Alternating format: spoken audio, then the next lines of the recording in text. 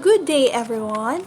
I am Miss Kilia, and for today, to recall and refresh our mind, I will report to you my assigned topic taken from 1001 Bullet Reviewer from Carl Balita.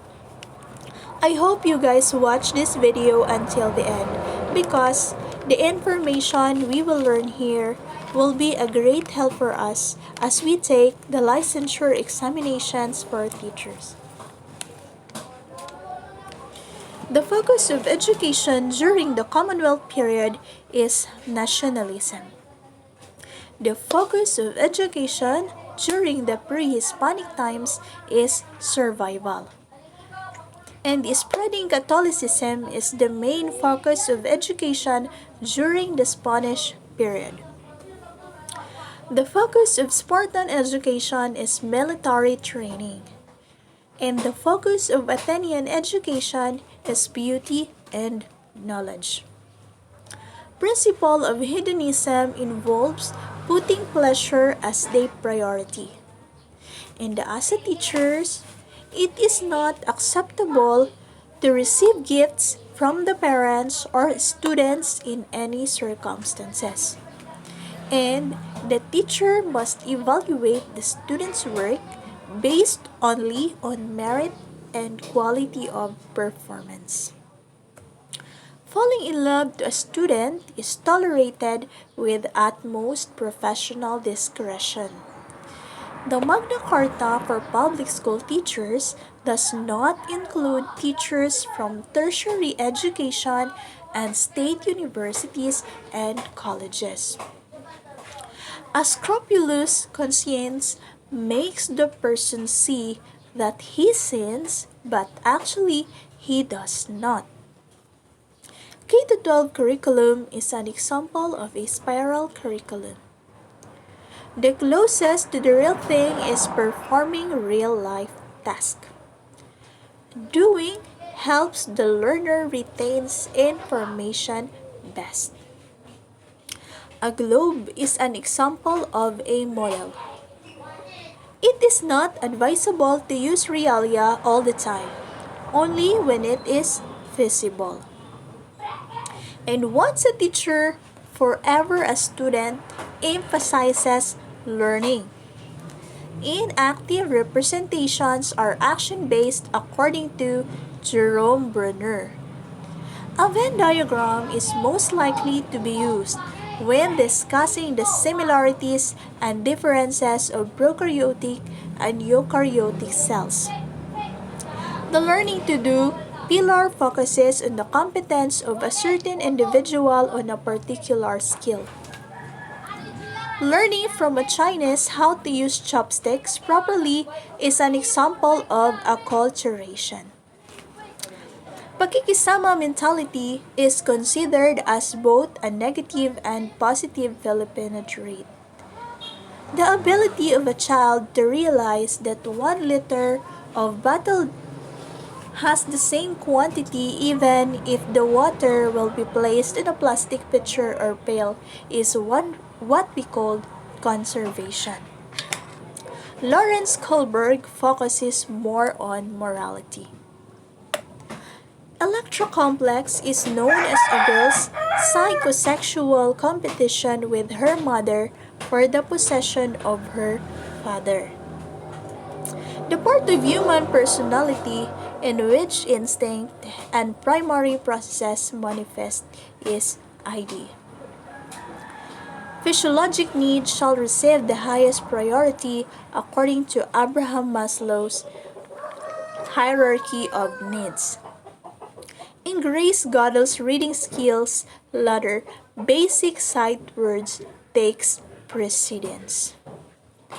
Language acquisition device assumes that people are born with innate ability to acquire language. Interactive model shows reading as an active process that depends on reader characteristics, the text, and the reading situation.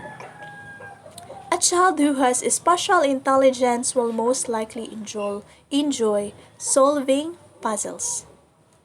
The proponent of respondent conditioning is Ivan Pavlov. If a teacher shows that the student how to dance should be performed, this demonstrates Bandura's work in teaching. And in Thorndike's law of effect, it states that if the end result will be beneficial to the student, she will probably perform well. ZPD is a concept popularized by Vygotsky.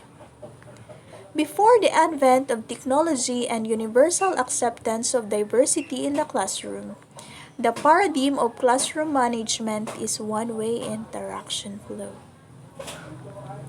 The focus of K-12 senior high school program is technical vocational training. The competency developed through electrical repair subject in vocational school is mechanical construction. Values education is an education program is relevant to change in behavioral patterns.